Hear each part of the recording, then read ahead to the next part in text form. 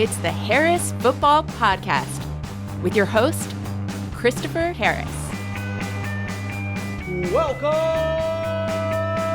Hey, everybody! Welcome in. My name is Chris, and this is a show with lots of good cheer, even after the fact. Hello there, everybody. Thank you so much for listening today. Boy, oh boy, cheer notwithstanding, did the football ever stink on Thursday?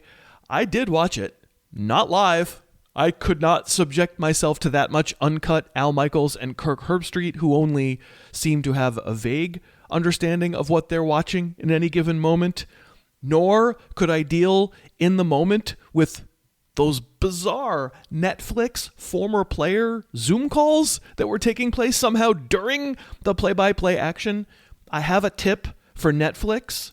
You know, I record guests, and as long as they're not on the phone, my audio quality is better than what you just did during an actual regular season NFL game. And of course, you know why. It's because I use Bungledoo. You know you're gonna have to face it, Bungledoo. You really do have to face it. So, maybe consider switching to Bungledoo, or maybe just don't do that during the games. And actually, we're going to put that qualifier to the test, because actually Jake Trowbridge will be on the phone using Bungledoo, of course, for today's show. Anyway, horrendous football, not fun, best forgotten. And with that, the championship round is underway. And if you were counting on the stars from those games, you might be a little bit behind going into the weekend. Jared Goff, disaster, 5 turnovers that he personally accounted for. Jahmyr Gibbs saved himself a little in Basura time, but still 54 scoreless scrimmage yards and a fumble.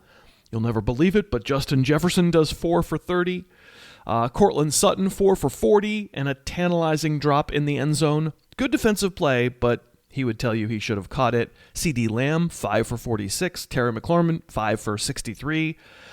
And then on the other end, you had Ja'Cory Krosky-Merritt go wild with 2 touchdowns, probably from your fantasy bench, including a 72-yard touchdown run early third quarter, where kind of felt like Josh Johnson and the rest of the Commanders were thinking maybe let's go home.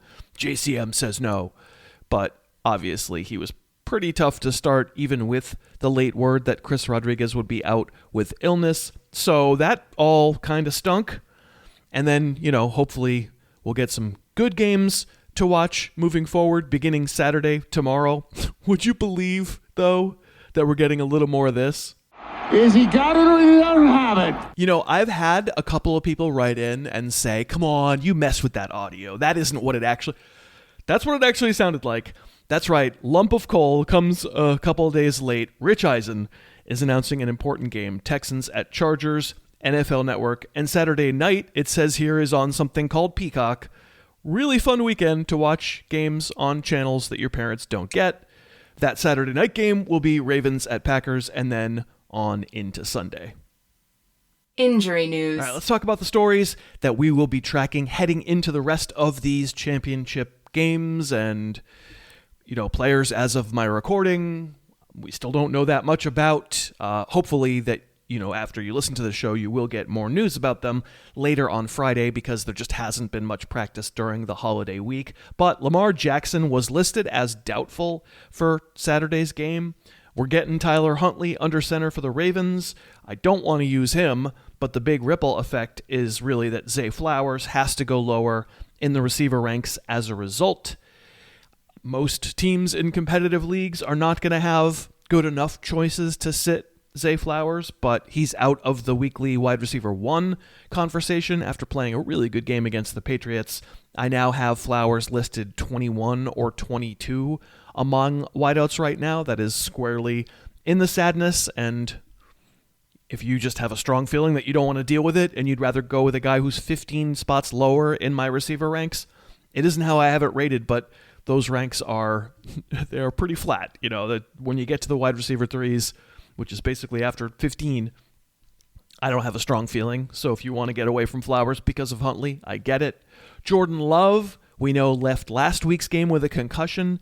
As of Friday morning, had not cleared the protocol, but he might. He's so far being listed as questionable as is Malik Willis because of a shoulder. But Willis has already told reporters that he'll be able to play, so it's going to be one or the both of them. My guess is Willis under center, but certainly it can change.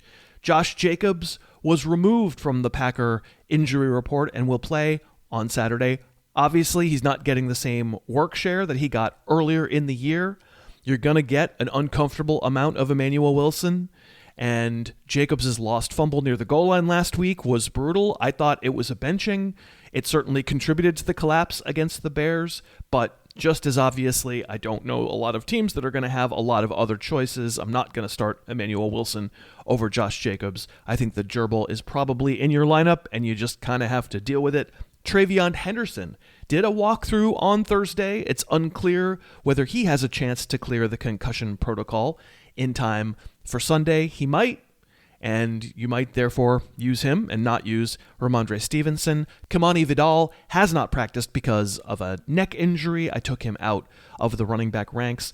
Dylan Sampson, of all people, carries some weight into championship week as a possible fill-in. He's been limited for this week in practice after missing games with injury, but Quinshon Judkins obviously is out. So if Dylan Sampson can come back, he figures to be, at worst, part of a platoon with fellow rookie Raheem Sanders against the Steelers. In that arrangement, I don't know who I'd have higher. I guess in a PPR, it seems clearly it would be Sampson. He's been very good as a receiving back. He hasn't been very good as a runner, though, and Sanders was pretty good last week and a much bigger guy. In standard leagues, it might be close, and I might keep Sanders higher than Sampson. Obviously, you'd rather use neither, but you could find yourself in a bizarre circumstance. Devontae Adams has not practiced. I find it hard to believe that we should be waiting for Adams on Monday night, but we can definitely tune into the news over the weekend.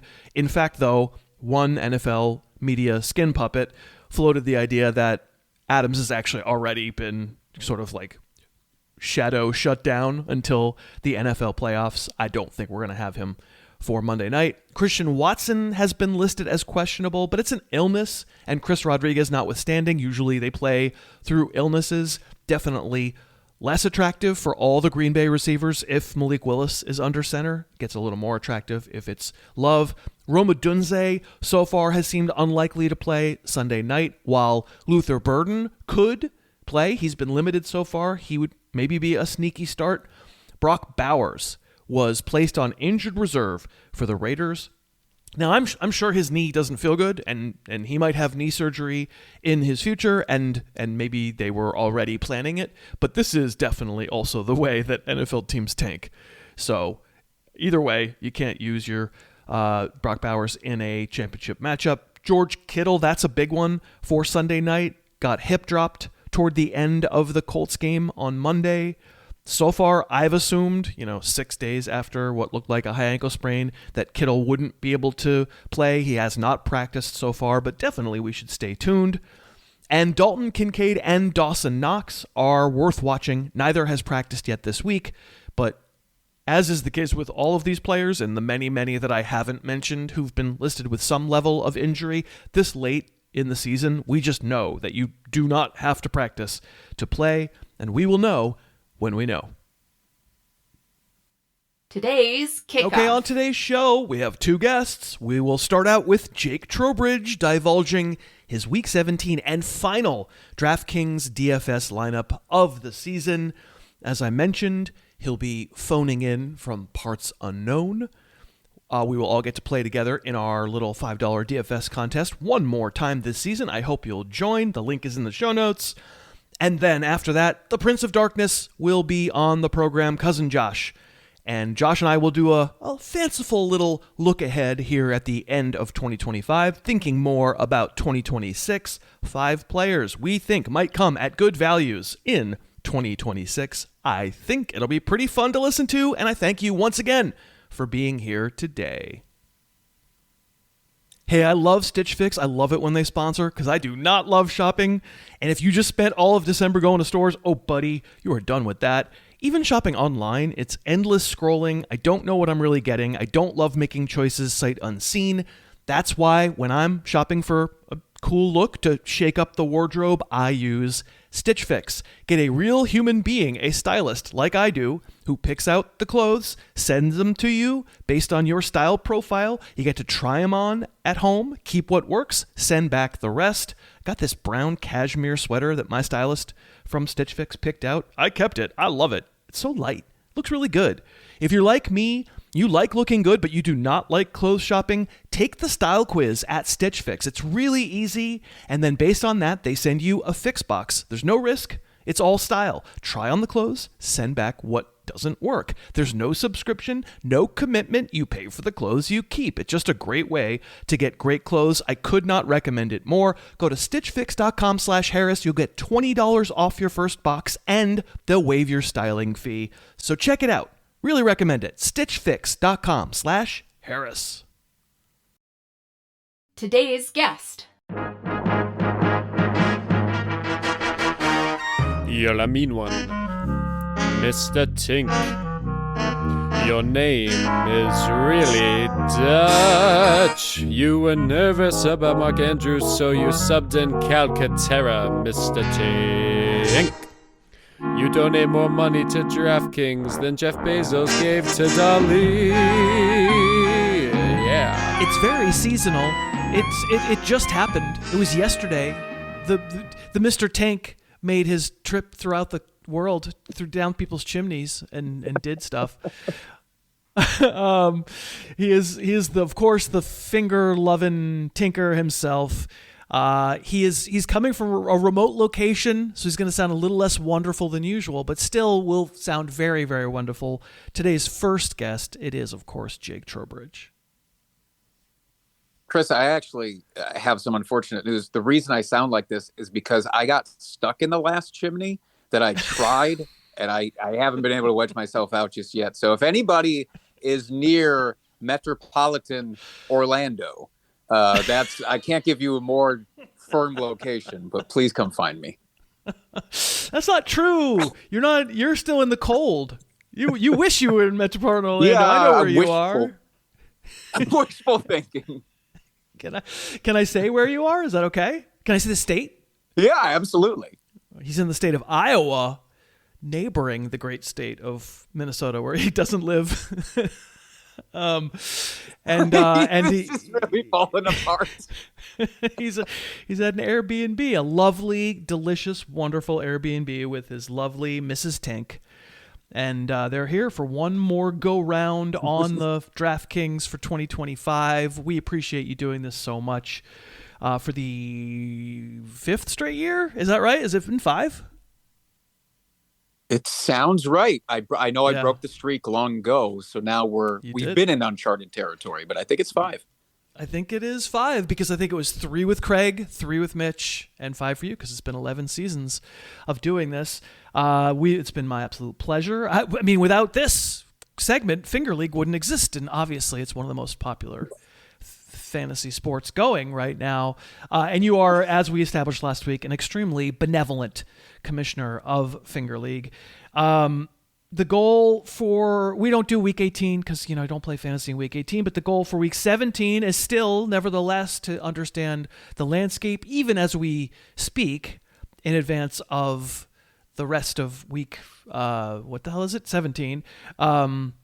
We don't know everything, but we're going to do our best, injury-wise and missing guys-wise, and it's not exactly a giant main slate because of all those Christmas games that already happened and because of their Saturday games and there's a Monday game, there's a night game, but we'll do our best. Of course, per usual, if you're interested in playing in this contest, we're so grateful to DraftKings for having put it on for 11 straight years. My wonderful Lauren, who doesn't listen, I don't know why I'm shining her here, but she's wonderful. She's at DraftKings, and every week I write, hey, can you guys make the contest again? And one of these weeks she's going to say no, because DFS is not what DraftKings really does anymore, but we love it. It's so fun. It's $5 to play. If your season-long team is gone, this will fill up. It's only 500 people. Like we easily will fill it up. And so get in there. The link is in today's show notes, as are our teams that we're about to describe. So if you're interested in the team players that we picked, please don't crash your car or your sled or whatever other winter conveyance you might be piloting. So here we go. Week 17. You can take it from here. How did you start thinking about your squad? Speaking of Mr. Tink, I'm trying to avoid that as much as possible this year. But this is such a not picked over. It's a very slim slate because of all of the different Saturday games. So it to me, maybe is the most important week to just get a little bit weird with it and try. Obviously, it's going to be hard to avoid chalk in all facets, but I think limiting the amount of overexposure to chalk is paramount if you plan to cash at all, especially cash big this particular week. So can I tell you my one truly chalk piece? Because I couldn't avoid it altogether, but I think I did a pretty okay job otherwise. But Kenneth Gainwell sitting here at $5,600. He's not just last week, but many weeks leading up to this has kind of been on a tear. You could make the argument for him just over Jaylen Warren straight up, especially in PPR. He's not always going to have a Hail Mary-ish bomb, of course, but with DK Metcalf suspended too, $5,600 feels very cheap, no matter the defense. Yeah, I didn't pick him, but that might be a little bit chalky. I think that Cardinal-Bengal game is going to be the true source of holiday mirth for people assembling DraftKings lineups this week. And I did not avoid it. I didn't go well, I have two Bengals, so I guess I kind of went crazy. If that one was in Arizona, I think the final score would be 100-98.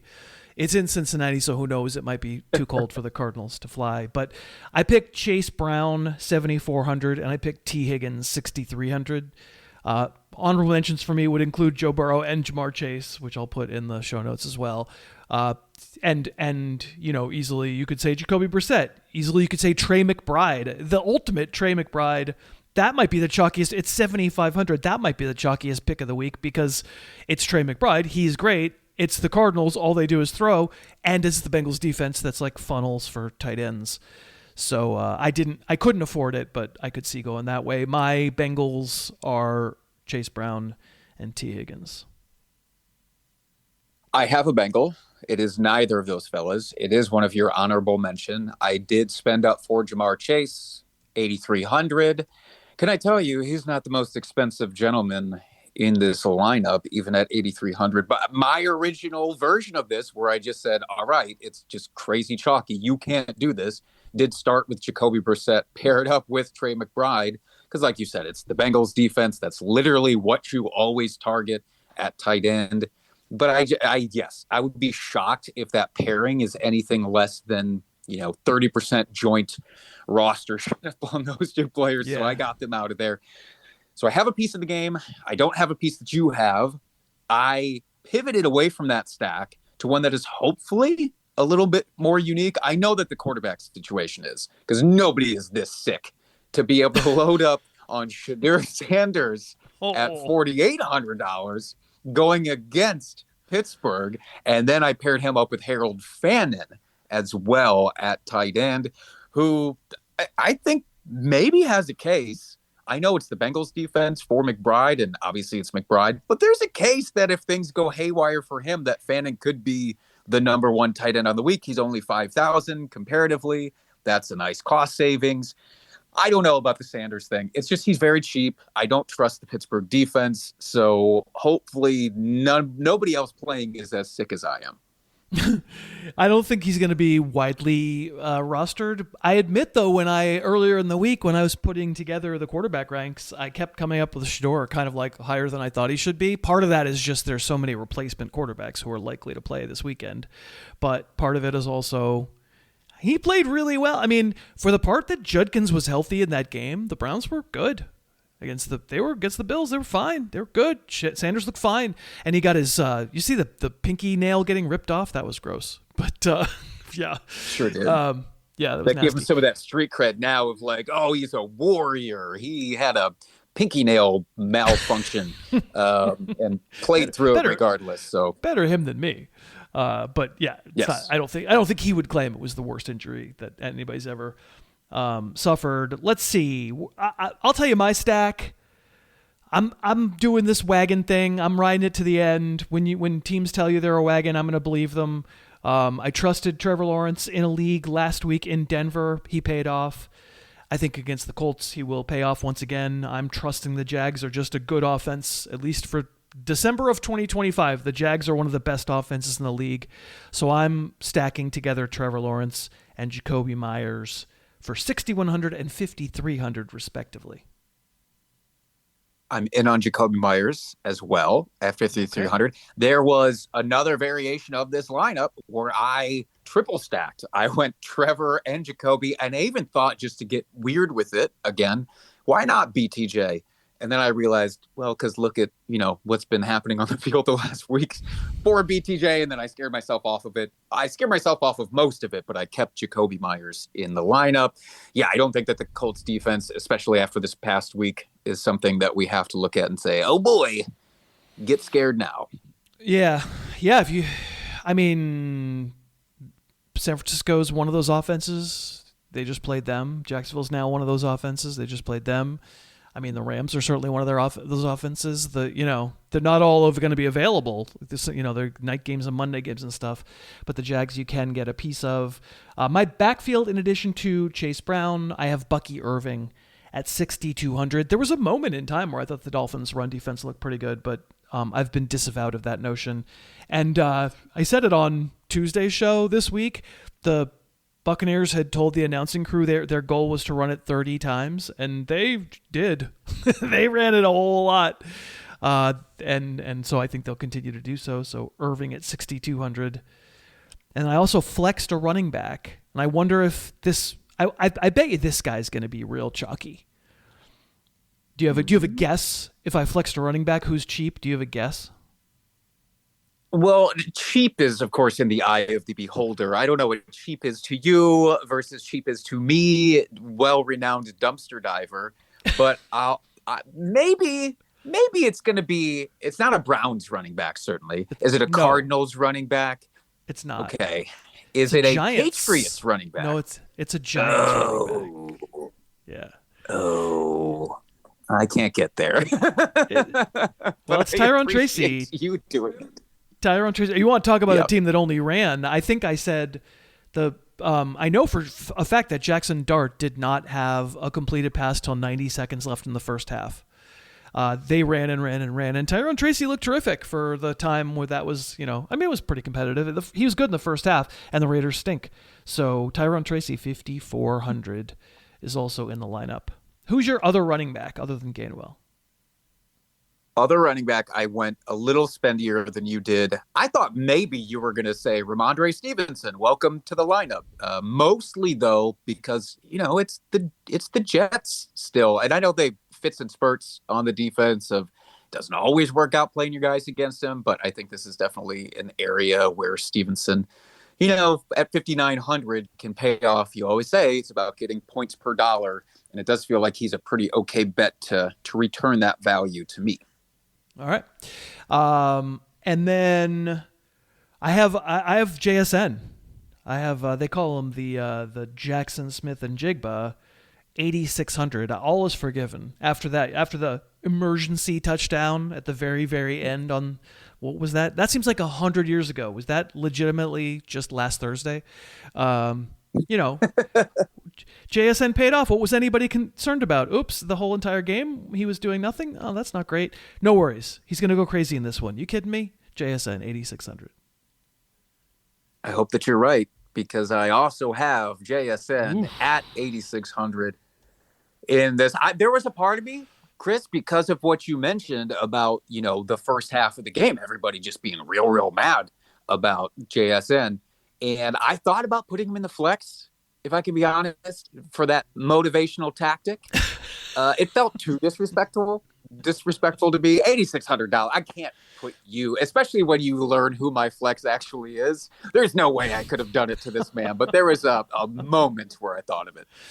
Well, we haven't done my tight end, and he's a renaissance man with nothing to lose. A quarterback, a running back, a tight end too. The smiling goon. Taysom Hill at 2,700. You knew I had to do it. I have a championship where I'm probably going to play Taysom Hill in my starting lineup. And I will thoroughly, of course, admit that this was very possibly a one-off. As I said on Tuesday when we talked about him on waivers, it could have been just a kind of a hilarious joke game where it's your last game in New Orleans, so we're just going to go nuts, and now it's over and we're on the road and we're not going to do that anymore. But I don't care because I've got the options are Colby Parkinson, Mark Andrews, or Taysom Hill. What's the difference? So in this case, it's Taysom Hill for $2,700. So Taysom Hill, welcome to this team. Now I want to hear that flex. First of all, I did think about you when everything happened with Hill last week, and I wondered if you were going to chase those points. So thank you for confirming that. At 2,700, I understand why you're doing it. I absolutely do. Right. My flex is, again, not JSN. It is instead Malik Washington at $3,900. I don't know. The Quinn Ewers thing, I mean, it's not great. Nobody's going to look at last week's game and say that that's great. Was it that much of a discrepancy for the fantasy pieces than what you would typically get from Tua? Not really. And I think maybe an extra week in the offense against a very respectable matchup for fantasy purposes. I think Malik Washington could be just fine here at 3,900. And hopefully nobody listening believes me and leaves him out of their lineups. Plus you get a special teams return. It's the Rashid Shaheed theory. I'm sure I'll get a punt return touchdown. It'll be all good. It'll all be good. And I have to assume for your last appearance, of course, you pick the Jets defense at 2,000. Okay, I don't know how I'm going to break this to you. I've been dreading this moment of the recording this entire time because hear me out, okay? Because it's the last one of the year and you can't yell at me next week on the actual podcast. You can, of course, text me and message me other ways and still yell at me. And because I have to get so weird about it, because it's such a condensed slate, Chris, I actually went with the Cleveland Browns. Wow. I paid up not even just the next level. I paid up $2,500 for the Browns against the Steelers. And also, you could appreciate, though, if the Browns do really well and Aaron Rodgers ends up on his butt a whole lot, that might be okay, right? I can get a pass. Plus, Myles Garrett could set the record. That would be fun. Yeah. Right? Yeah. You're banned. You're banned from the show for 8 months. You're banned. Honorable mentions that I mentioned Burrow, I mentioned Brissett, Ashton Jinty at 6,100. Certainly thought about him in that same game against the Giants. Tony Pollard is a nice cheap player. Mike Evans doesn't seem like he's adjusted enough he took 3 1-yard shots in the end zone to him. Stephon Diggy, 6,800, and Trey McBride, 7,500. We've made it, sir. Your phone held up brilliantly. We could hear you the entire way through. And I appreciate you so much, really, seriously. It's been my honor to have you on once again. I hope you'll say hello to everybody you're visiting there and your lovely wife for me. And, of course, if it all works out, we would love to have you on again next year. I appreciate it, and Happy New Year's. We are sponsored today by Pick 6 from DraftKings. If your fantasy team is done, it happened to me in a bunch of leagues this year, it happens to everybody, but we're all going to be watching this weekend's games anyway. If you want a little extra rooting interest, Pick 6 is great. Just pick more or less of a stat for 2 or more players, then root for it to happen. It's easy, it's fun. How about on Saturday? I'm going to go Ladd McConkey under 41.5 receiving yards against the Texans, and I'll take a Woody Marks anytime touchdown. That would be $5 to win $20. And if you download the Pick 6 app and sign up with the code Harris, make one $5 pick, you'll get $50 in bonus picks put into your account instantly. It's fun. Give it a try. Please play in small amounts, but it does make it fun. $5 bet. Get that Pick 6 app and sign up using the code Harris. Gambling problem? Call 1-800-GAMBLER. Help is available for problem gambling. Call 888-789-7777 or visit ccpg.org in Connecticut. Must be 18 and over. Age and eligibility restrictions vary by jurisdiction. Pick 6 not available everywhere, including New York and Ontario. Void where prohibited. 1 per new customer. Bonus awarded as non-withdrawable Pick 6 bonus picks that expire in 14 days. Limited time offer. See terms at pick6.draftkings.com/promos. What would Cousin Josh say? Take me home tonight. I don't wanna sit at tiny tables when my jeans are tight. Take me home tonight.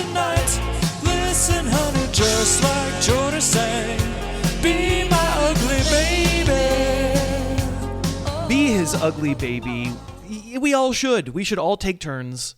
It is our second guest, of course. It's cousin Josh. You can find him on Instagram. Look him up at Detective Fish, FISCH. I know that we are in the midst of some very important fantasy finals action for you. Thank you for taking some time out of your busy stressing. You know, Chris, it's holiday time. It's a time of year to give. What's another podcast with my cousin, my favorite family member? It's fine to say that. My brother and my mom don't listen to this anyway. So. I mean, I speak to you more than I speak to them both, so it's fine. That is true. I'm sure that is true. Before we hit the button to record football, we sat and talked about movies for half an hour because we're plotting out our annual movie show that I'll be trying to get you do in January, but we probably won't do until February. I think mid-January I can get to, but I say that every year, and then you go, did you see this? Did you see this? Did you see this? And I go, dude. Well, the difference is that you have a job. You're like, I'm sticking to one a day, and I'm like, I'm knocking out maybe 2 a week. Yeah, because you have a 9-to-5 job, and once the season is over, I don't. So, I mean, I'll of course love talking to the folks in the off-season shows, but it's not an everyday affair anymore, and I'm able to get to many more films. But yeah, we've been. I think this is the year. Probably we've been doing that show a lot of years, the movie show. This is the year where we've been most generous with the ones we're like, go see this one. Just make sure you see this one, because we want the other person to have seen one that we really like. Yeah. Kind of weak so far. I feel like you and I say that every single year, but I don't know, this year feels very weak right now. There are a few that I've liked a lot. I think the thing is, I listen to Film Spotting, and I hear them talk about how, it's so hard to get it down to 10 or 20 or however many they're going to do in any given, and it's not that hard. They see more movies, and also they're just more generous than I am. I'm a tough audience, and so I don't ever feel like I have 10 sure things, but I always feel the top of the list is okay. And yeah, we're gonna have some sames, but we're gonna have some differences. We already know that'll be fun. Stay tuned. All right, so you're in your home league fantasy final, and so you're right along with the folks. You're looking forward to this weekend. What will your viewing habits be this weekend? Will you be watching Red Zone? Will you be focusing in on any given game on Sunday, on Saturday? Just like what's going to be like in the Fishberg household?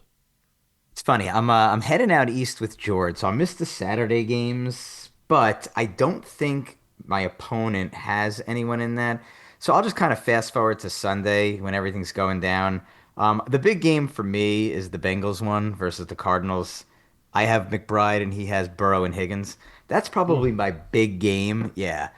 I probably do a little Red Zone. Will you watch that one like straight through? Maybe. Depends. All right. Depends on how it's going and how mad you are. And if I get a text at like 3 Eastern, like, I hate fantasy, I'm not watching any more football. And then, of course, you are still watching, but you need to get that out. I get that text. Correct. I have to just get that out there. Indeed. All right. Well, we all say good luck.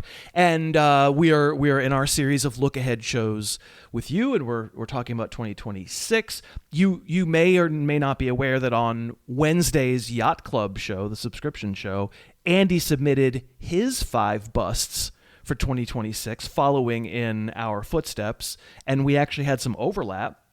If you'd like to hear about that, yeah, definitely. The overlap was there was one player who was on all 3 of our lists, and that would be Trey McBride. I love it. Consult. Yeah, he was his number 2, and his number 1 was Cam Scadaboo, and he was your 4, and he was honorable mention for me too. So. He had some different names on there that maybe you wouldn't have agreed with, but that was interesting. So now we'll see. Maybe Andy will steer this topic idea too. I kid. I'm the one who asked him to do that for the Wednesday show. This is going to be the opposite. This is going to be players, the anti-busts, the players we think will come at good value next year. Again, it's all about guessing ADP, and we might be wrong. And of course, many, many transactions yet to come that can change the way we view these things. But we're taking a guess about what the market's going to do with a player and the fact that we would like them more than we think the market will. Given that parameter, who's your number 5 undervalued player for 2026. I gotta start ranking these in a way, so I'm just gonna do the one that I feel like, not that it's boring, but I went with Garrett Wilson. Any chance he's on your list? He's not on my list. I had the feeling, I thought about him, and I had the feeling that people are going to forgive everything because the Jets will get a quarterback, and then everyone will go, oh, no, third round, Garrett Wilson, we're good again. Yeah, and this is what I can't figure out. It's like 2 years ago he was going top 15 pick, and then he was end of third, early fourth this year. I'll quote Jay Greenberg to say the Jets are the worst franchise in sports, period. 15 years, no playoffs. I don't want anyone to forget that this is the worst franchise in any sport. I can't. I'm starting to get to a point where the people who've picked him 2 years ago and then picked him again this year are just like, I'm done. I'm done. I'm done. There's the New York hatred. But like you said, and I can't decide because they'll probably trade up for a quarterback, is if they get the Indiana kid or somebody else, is it going to be enough where people forgive him? I just don't think people are going to forgive him enough where I still think he's going to kind of hover around wide receiver 20 or so. Like, I could see the Jameson Williams, like those types of players, be put ahead of him because of the teams they're on. But again, we'll see because the New York hype can go crazy because all of a sudden they're eating lunch together, Chris. We know how this goes. And they're working out. Yeah, dude, like we do this hotel thing where they play this video game tournament at night. And it's like, I don't know, we're spotting each other at the gym. But that said, like, at the beginning of the year, you got a glimpse of how talented he is. Some of these touchdown catches, he's really impressive when he's healthy, and I just would love to see him finally with some sort of capable quarterback. So he was my number 5, but again, let's see how crazy the hype gets if they draft a quarterback and, they're going to the gym together. Right. What's the round you want him in that you would be like, yes, this is the point where I take? Is it? I think I think the middle of 4 I feel good. I think the 5th would be a dream. Okay. Yeah, I mean, again, we're guessing. We're just guessing if it's going to be, if it's going to be hype city again, then you're not going to feel comfortable getting them, no question. No. So number 5, I'll do the honorary tight end. I don't think I even had a tight end on the list last year. I'm looking. I did not have a tight end, but I do this year. I picked Brenton Strange, I've talked about him now, like feels like 5 shows in a row. He's sort of turned into one of my guys. I like the film very much and think, let's see how out of control everything gets with everybody else. And I guess we'll see how the Jags end the season and all that stuff. But I'm of the mind that this isn't just he's gotten lucky because the Jags have gotten hot and Trevor Lawrence has figured stuff out. Like there are actual, I'm not looking at the numbers. I'm looking at actual catches and the stuff that you were like, wow, with Trey McBride, even though he wasn't scoring touchdowns, and the things we were like, wow, with, I don't know, George Kittle way back in the day, or things, Hunter Henry before he hurt his knee. And I see some of that stuff, some of that, like, this, we might look back and think, ooh, this super athletic dude kind of came out of nowhere and now, is a really solid, intricate part of, like, maybe even the number 2 receiver for a very good offense. So I don't know. But is he going to be a top 12 tight end? I would say he might be number 12, but right now I don't suspect he gets the hype to get any higher than that. Do you? No, he's going to be in that 11 to 14 range, but I like the pick. It's a good one because, again, it's going to be relatively free in drafts. Right. How about number 4 for you? I went with the tight end, and it's interesting. I wavered back and forth, but then I started to count them out, and I'm like, I think he's going to be tight end 7, and you tell me if you think that the hype could get too high on Colston Loveland. You think this is a miss? I'll give you my thought. Okay. I don't think I can't see all we really care about with tight ends is that we just don't be stupid with them. We don't need them in the 2nd, 3rd, or 4th round. As long as they're going in the 5th, who's going to get mad at you if you take the tight end you want in the 5th? It might not be the way we'd play it, but it's not like a lot of 5th round picks miss. So this doesn't make me mad at all. Okay. Yeah, and I started to sit here and I go, all right, so I know McBride and Bowers, Warren, I believe, will be ahead of him. Laporta once healthy, and then I think Kraft, and then he kind of gets into this place where he's tight end 6 or 7, and I've been in enough drafts and how this works. You get a couple of people who reach always on the top 2 guys. So you get McBride and Bowers, who for no reason go in the 2nd. I mean, for reason, but won't be me. Then there's this middle area in like the 4th or 5th where people like to really reach and make sure that they get someone like a Warren or a Laporta. And then everyone slows down. They pick their backup running backs and receivers, et cetera, et cetera. And I feel like you can get him in the 6th or the 7th round. And I think if he's going there next year, I wouldn't mind that. Like, he's got such a high draft capital. I think Komet will suppress his value just a little bit. Not that he's special, but I think having that second tight end presence is there. I worry a tad, Chris, that if the Bears do anything in the playoffs and then it's like a third year for why am I drawing a blank of the quarterback's name? I can't think of his name. We just call him the referendum, Caleb. Yeah, Caleb. And and then, it's the Ben Johnson second year. But I think the value will be good on him. I think he's going to be like a round 7 guy, and I could easily see him end up as a top 3 tight end. Again, I'm just not going to be the person to pick tight ends. I kind of will have this tier, and I say if I can get one of these number 6 or number 7, I'm taking it. If not, then I'll be the guy like you who takes Brenton Strange or whoever else. But I like loving that pack. Komet has a chance not to be there next year. He makes a lot of money, and he has no guaranteed money left, and like most of it can be written off and not even count as a salary cap hit if they do it post June 1. So you could get a little extra hype because of that. But yeah, we're not mad at that for sure. My number 4, I'm going to say Tony Pollard. Mm-hmm. Any consideration for him? I thought about it. I went a different direction similar to that, but go on. Like I would be interested. I'm always interested in players on like no way offenses. Like that offense is garbage last year. Yeah, cool. It's this year now, right? It's not still the same year, right? What December taught us about Tony Pollard is that he doesn't stink. Mm-hmm. And so, do I think he's going to be a world beater? No. Do I think I might get an RB2 in the 6th round? Yeah, I think that's where he's going. Mm-hmm. And I think I don't have any reason to suspect that he won't be there. And, probably there'll be hype that, look, the Titans have gotten better somehow. They'll have a different coach, yada, yada, yada. But I sort of just think all I need is it for an atmosphere for like a pretty good running back to play pretty good, and I wind up with good value. And the bad part about picking Pollard is that Pollard actually seems like exactly the guy the zero RB bros would be focused in on. Dude, in the 6th round, your RB1 can be Tony Pollard, and then you got receiver nailed. Like that would, he might get elevated a little because of that. But if they don't do that, I think he'll fall. I like the pick a lot. I kind of wish I did it. That's a really good pick. It's a good pick, Chris. I actually think he'll go probably around like 7, maybe even. We are sponsored by Lisa, the mattress I sleep on, the mattress I've slept on for the better part of a decade. I love my bed. There's a great relationship to have with a bed because sleep's really important. And if you've been waking up stiff and sore, if you're not sleeping super great, it might be time for a new mattress. And if it is, I hope you'll consider Lisa. They have several different mattress feels for different sleepers. I certainly love mine, but the most important part is they'll send you a bed and give you 100 nights to make sure it's perfect for you. And if it's not, after more than 3 months of sleeping on it, they'll come pick it up and refund you, no questions asked. Also good to remember what a charitable company they are. These are American-made beds. They donate thousands of beds to shelters. They donate to get plastic out of the oceans. And they make really good beds that I love.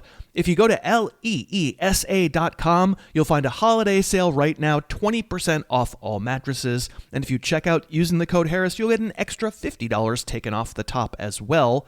That's leesa.com for 20% off. And to get an extra $50 off, use that code Harris. Okay, we're back with Josh. Josh, I you know what time of the week it is. Let's do it. In which your streak of 1 week in a row did not continue. Unfortunately, picking one game against the spread, which is very difficult, and I encourage the folks listening to try it themselves. I mean, I did it, but, we hold me to a different standard. I had the Titans +3. Of course, they won outright. You had the Bills -10.5, and they struggled to win the game. It hasn't been the best this year, but I know you're saving an amazing pick here for week 17. It's week 17. So if you take a look at DraftKings and peruse the weekend lines, do you have one that stands out that you like? I mean, I was between 2 games. And of course, at this point, you have to pick the teams, I think, although you didn't last week, that are kind of playing for something. Man, I was between Pitt on the road, but I've already learned my lesson with Cleveland last week. I'm going to go with probably the biggest game of the week, or one of the two. I'll just take the Bills at home 1.5. Like, I just think they beat the Eagles at home. I don't feel great about it, but it's a small spread. I feel like the Bills at this point of the year have played well 2 weeks ago. I mean, again, I know what happened last week. Allen got dinged up, but give me them at home versus the Eagles. I think they win. If they win this game, Chris, by 1 point, I'm going to laugh, but it's Bills 1.5. You know what? They'll see 24-23 coming. If I was picking a side on this line, I would pick the Bills. It's a tough game because the Eagles are the high variance team of all high variance teams. Mm-hmm. It's tough. I feel like the Bills kind of aren't. The Bills have kind of told us what they are all season. The defense isn't great. The offense can rise to the occasion when it needs it, and because they have the guy. But I would be on the Bills side here. I think that's the sharper side, to be honest. But it's not the game I picked. I picked Texans plus 2.5 going against the Chargers. I don't know. I think the Texans probably win that game. I know the Chargers proved everything's fine because they were able to run up and down the field against the Cowboys, but this just in, everything's not fine. And the number one team you don't want to face with an offensive line that's struggling is Houston. I think there's a potential for 8 sacks and 3 turnovers. And I grant you, the problem is the other way. The Charger defense will probably do a good job against Houston too, because that offensive line's a mess also. But I think it's the best defensive line in the league against the worst offensive line in the league in the Chargers, and I would be on Houston plus 2.5. Hearing me say that, do you feel strongly? I would take Houston. They were probably my third pick on this. They'll be my third pick. I also think Carolina, Seattle. Last time I saw that Carolina was at home plus 7. It's a big spread. I thought it was gonna be Yeah, Seattle's offense hasn't been the kind of offense that I want to back to go plus 7 on the road against a pretty, an average decent team. They're not good. They'll win probably, but yeah, you said it. I would have expected 5. 7 is a lot. But I'm going to stick it. I'm going to go Texans plus 2.5, of course, per usual. If you'd like to download the DraftKings app, you sign up using the code Harris. It does help the show a little bit. And now we will continue on. We're counting down, of course, our undervalued players for 2026. Josh, who's your number 3? It's interesting. I know you like this guy preseason. He got dinged up in the middle of the year, and then he never really kind of took control of that job. We were just talking about the Panthers, and I went Chuba Hubbard on here. And I'm curious if you debated him or you're completely off now. Oh, I'm not off. I guess part of it felt like if I picked him, the collective muscle spasm caused by the eye rolls of the yacht possums would potentially, overfill the emergency rooms. I just can't be the one to be endorsing Chuba Hubbard right now after I whiffed so hard. But I get where you're coming from because it's felt like Rico Dowdle's been diminishing returns. Yeah, and look, to start the year, Hubbard was good before he got dinged up. He was a solid RB2. He plays well. You watched him last week. He's a good running back. He's great break tackles. I still think there's something there. And I kind of think there's this 5-6 week part of the season in the middle where he's been completely forgotten about. I think it's kind of an ascending offense. I think Dowdle might even be an unrestricted free agent. He is. They might bring him back. If not, someone's going to be there as well. But I just think the value with Chuba Hubbard is going to be next year is he's going to be a round 8-9 guy. If Dowdle stays there, he's going to be completely forgotten about in a worse way than Tyler Algier in Atlanta. And I just feel like he has the capability still of being an RB2. I'm not completely sold that Dowdle is, this world beater who, if he comes in next year, is automatically going to be, the 1A in that backfield. And again, I just think it's going to be so cheap to get Chuba Hubbard next year as an RB4 on your team. And it could end up easily coming back to being a top 20 running back again. You don't have to sell me, obviously, because I do like him a lot and misplanted a flag on him. Not a good call. He got hurt, but also, once he was back, he didn't exactly steal the job back, so that's not a good call. My thought was that you're in the best shape for him being undervalued if Dowdle resigns. Yes. Because if he doesn't resign, it's it's Chuba, and then we really hope Jonathan Brooks can play. Well, I think then Chuba's going to be around 5 pick probably, and then you go. You want Dowdle back? Yeah, you probably want Dowdle back, but Dowdle was real cheap this offseason, and he might be 28 next year. He's going to want a little more money. He played better than $1 million, whatever he got this past season. So maybe he's back, maybe he's not. I don't know. They paid Chuba a lot of money That's for sure. But I like the conversation for sure. I just can't be the one to initiate it. My 3, you maybe we're in lockstep on this one because last week for the busts, you put Michael Pittman on the list, and that was for a bust. And for undervalue, I'm putting Alec Pierce on the list. But I have to admit, I don't. When you picked Pittman last week, I was like, gosh, where is Pittman going to get drafted? Are people going to just assume he's the one and he's going to go in front of Pierce and he's going to be like the, round 6 guy and then everybody else goes from there? Like, I actually don't have a good feel of this at all. If we didn't know these people's names and pedigrees and all that stuff, and you just watched how this season progressed and what it turned into, not just with Rivers, not just this past week, but everybody who listens to the show knows I've been saying it for 2 months. Alec Pierce is the one on that team. Full stop. He just is. He's not the run straight down the field with his hand in the air guy anymore. He's not Marquez Valdez-Scantling anymore. He's not Ted Ginn anymore. He's not, he's running actual routes. He's stemming routes really well. They actually showed it on Monday night, a couple of tops of his routes that were excellent. I think there's a reason why they started to throw the ball more, because he just gets open in a way that probably Pittman doesn't. We like Pittman. He was a flag player this year. It worked out okay as long as Daniel Jones was there, but just because he was so cheap. But next year, I'm almost positive I'm going to have Pierce higher. I got to tell you, Chris, there's nothing better than doing this podcast with you and getting a Ted Ginn reference. Like, just really, really great, man. Where do you think Alec Pierce and Michael Pittman go in ADP next year? They're both going to be in the mid to high 30s, and I'm not sure who is ahead of who. I think Pierce might be ahead of him. Like, I think it might be like a 36, 37, 36, 38. I think that's probably, I think he's going to be ahead of him. So if we're looking at, if that's true, that's where they're going. Then they're going in the 7th. Yep. I would love Pierce in the 7th. I hope that happens. He'll be a flag player at that price. Yeah, he'll be in the 7th, and I also think depending on what the health of Jones is and what their quarterback situation, you could even see a round 8 because people are like, "Oh man, it's brutal." You know what the situation is there, and I could easily see that being an 8. Yeah, they have to sign him. I think they probably want Daniel Jones back, right? I think. Yep. Other things being, so. Wouldn't you assume? The question is, do you want to make a 5-year commitment to him? But coming off a torn Achilles, contract-wise, how can he demand a 7-year whatever? It seems like he has to take somewhat short money. But the good thing is, an Achilles is faster, should be faster to heal, especially for a quarterback, than an ACL or something like that. So it's easy to say when it's not my Achilles for sure. All right, who is your number 2 undervalued player? I texted you and I said after I put this guy down, I'm pretty sure he was on my group last year, so I won't make him 1. I'm going back to the Ladd McConkey. Did you think about him? Did you put him on? No, because I just think he's going to go back to being a second-round player. No way! If he does, I'm going to be completely wrong, right? He had the amazing rookie season. He follows it up with a pretty brutal year this year. He's wide receiver 26 while we're doing this. I know that they got the playoff games coming up and that he kind of turned it on a little bit, but he's still sitting there, Chris, with 758 yards. He's not going to break 1,000.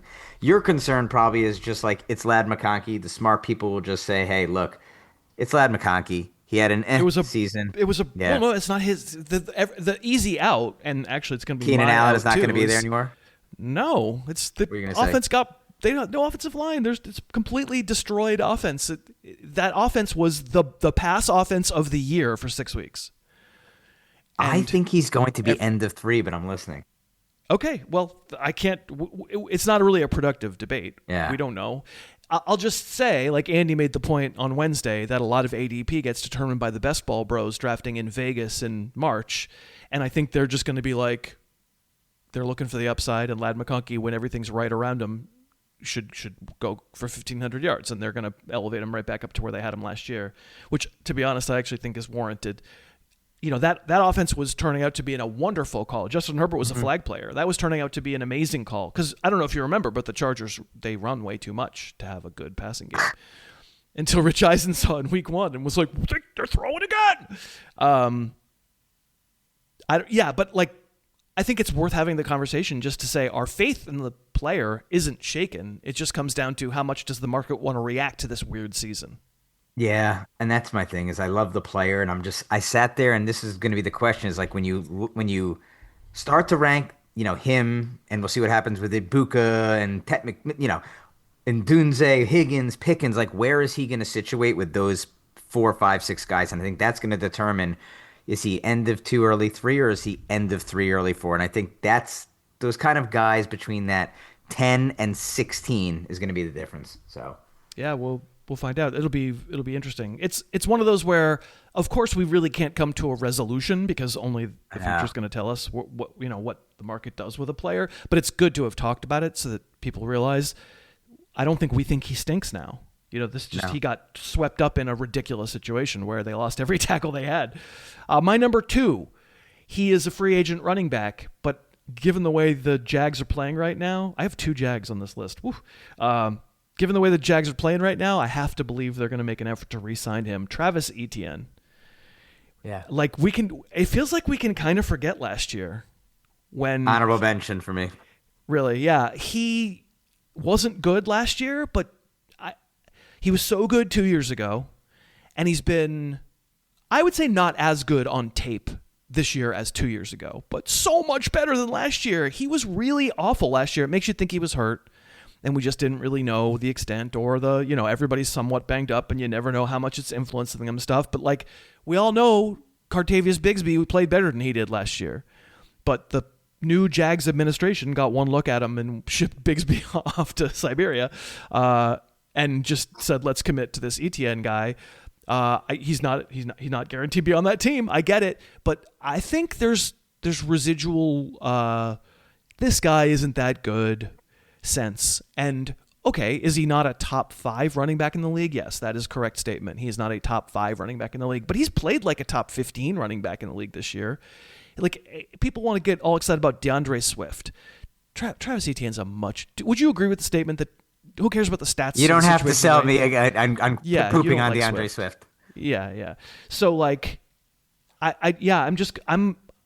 think almost no matter what happens, this is my logic in putting him 2, was almost no matter what happens, if he re-signs with Jacksonville, people go, Bashal Tootin.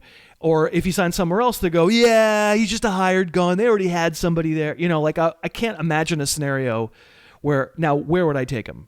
I don't want to take him in the second round, but I don't think I'm going to have to. I kind of tend to think, he's going to be like a 4th or 5th. 4th to 5th round player. Exactly what you said. It's all going to be tootin' off season if he stays there. And if not, they're going to say, well, Jacksonville knew what he was. They weren't going to pay him. Yeah. I mean, I don't want this to come across like I'm calling Travis Etienne somehow bulletproof player whose talent will overcome every situation he's in. Breece Hall is better than Travis Etienne. He just found himself in a situation that could not be, humans could not have overcome. So Etienne wound up in a much better, unexpectedly in the second half of the year, a much better situation. But I'm a believer. All right. I kind of wish I picked him at the end now as my 1. You just sold me on it. It's a great pick, Chris. Really, really great. Thanks, it is. Josh. All right. How about number 1 for you? I went with someone who you actually traded for at the end of La Liga for next year. I famously bet on this guy, maybe world famously. I bet him as a rookie, Chris, to lead the NFL in touchdowns, okay? In my attempt to short Kyron Williams last year. I went with Blake Corum, and I guess here was my thought. I peeked at Dynasty on Fantasy Pros. I'm curious where they have him ranked, and he's ranked still behind Kyle Monangai, behind Bashal Tootin, and I'm like, man, is he still not valued that high? And yes, I get Kyron Williams is there, but the way that they're using both of these running backs, even if Kyron is there, I feel like he's the better version, and I like him more from a talent perspective than Tyler Algier. And on that Rams offense, still ascending. We'll see if Stafford is there next year or not, but I gotta tell you, if Kyron and him are both there next year, and he's obviously the, call it the backup or the 35% guy, where do you think he's going on boards if they're both back there with Stafford? Round 9? Round 8? It's a good question. I mean, where was Montgomery going earlier? So than that's that? what I wrote down. It's the equivalent to 5. David Montgomery, and he was a round 5 player. But Corum doesn't get treated in the same No. fashion that David Montgomery does, where people felt comfortable Agreed. going as my RB2 is David Montgomery. Why don't people Agreed. feel comfortable drafting Blake Corum in round 5 or 6? So I think you're going to get a suppressed value on him because he's just not seen the same way. And I think we all know that would look like if something were to happen to Kyron Williams in the first place, but that would be unbelievable. But I think you're getting someone with 10 to 14 touches a game maybe next year in a high-octane offense with McVay. And I think that the state of the running back, it's not a bad way to play, definitely a flex, but even a low RB2. And I just really, really like that if he's going to be going round 8 or later. It's a really interesting one. It's a question of like, is there a spot that he winds up slotting in that's rounds 5 through 8, and does that change our opinion on taking the risk? Because of course you're right. It's like the handcuff plus. It's the guy that hopefully can be useful even if the starter stays healthy. But if you hit the jackpot if he doesn't, it's also a bet on an offense that's a wagon by the end of one year, continuing to be a wagon the next year. But, the Lions did, and with some exceptions, obviously, the Lions, but mostly they did it all year. They sustained all their guys, and, the Chiefs often do, and so it's not impossible for the Rams. Like you said, McVay, they've had wagons in previous years, maybe not quite like this year in recent seasons, but I can understand why Corum would be the highest handcuff plus guy drafted. Then because I think Montgomery's going to see his stock plummet now, and Algier kind of hasn't really worked his way into like every week usable. But by the same token, if we get to the point where the Falcons figure it out and they're now a wagon, we're all going to be like, oh, it should have been Algier. It really is kind of coming down to the predicting the situation. But where Corum lands will be really interesting off season. Not where he lands physically, but on ADP. The collective eye rolls are going to hit me. I did have to pick one. I have no idea what you're going to do as your one. I have no idea, Chris. He's a flag player who did not work out because he's hurt. And I think that there won't be trust in Ricky Pearsall. Are you laughing?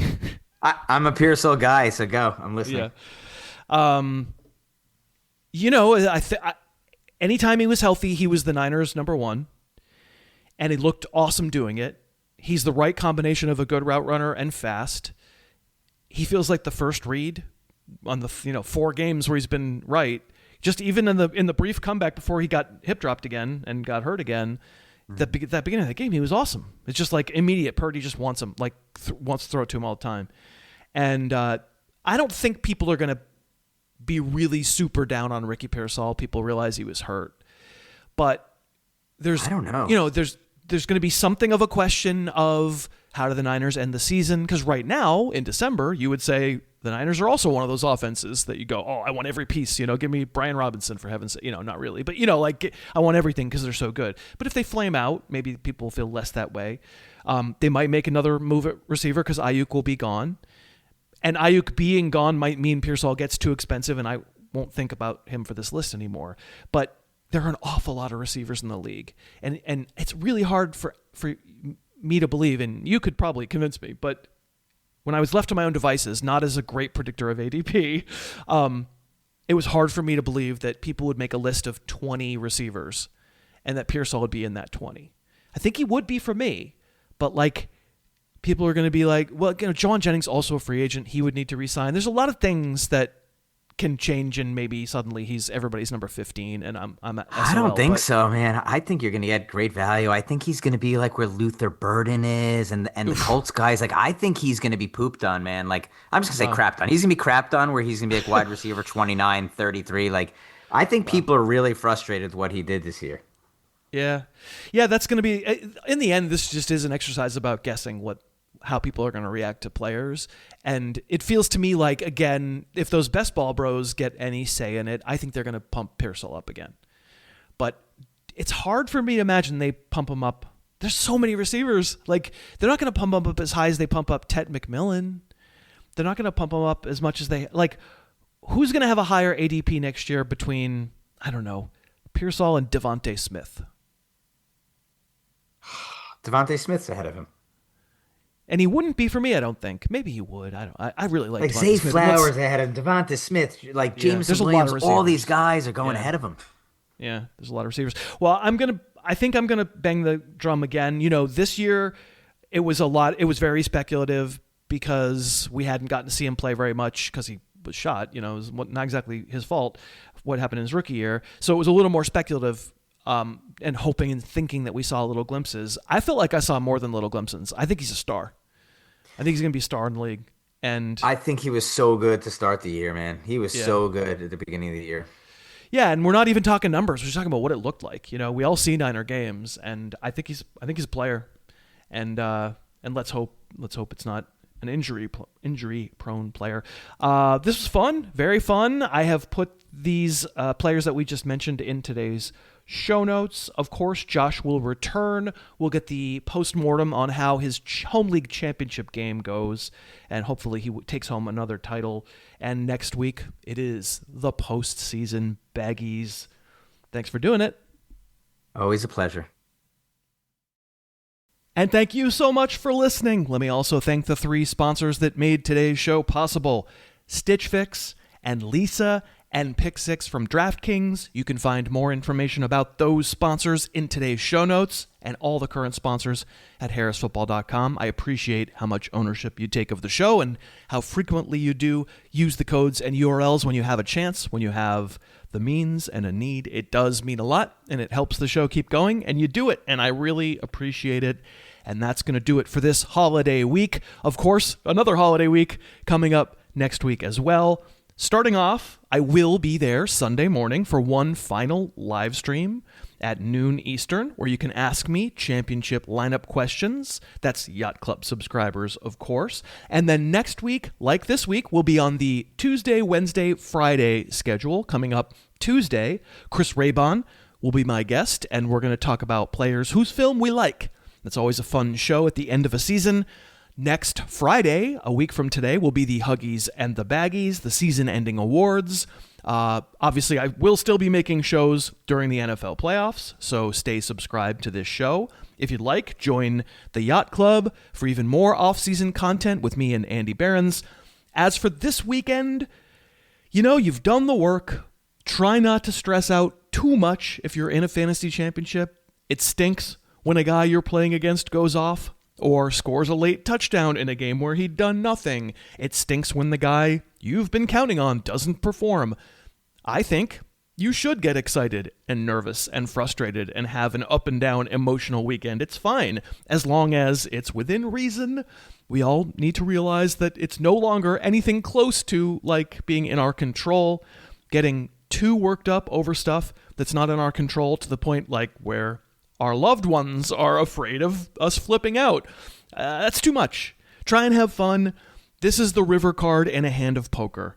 You can't scream at the dealer over the river card. Well, you can, but they kick you out of the casino. So try and have some fun.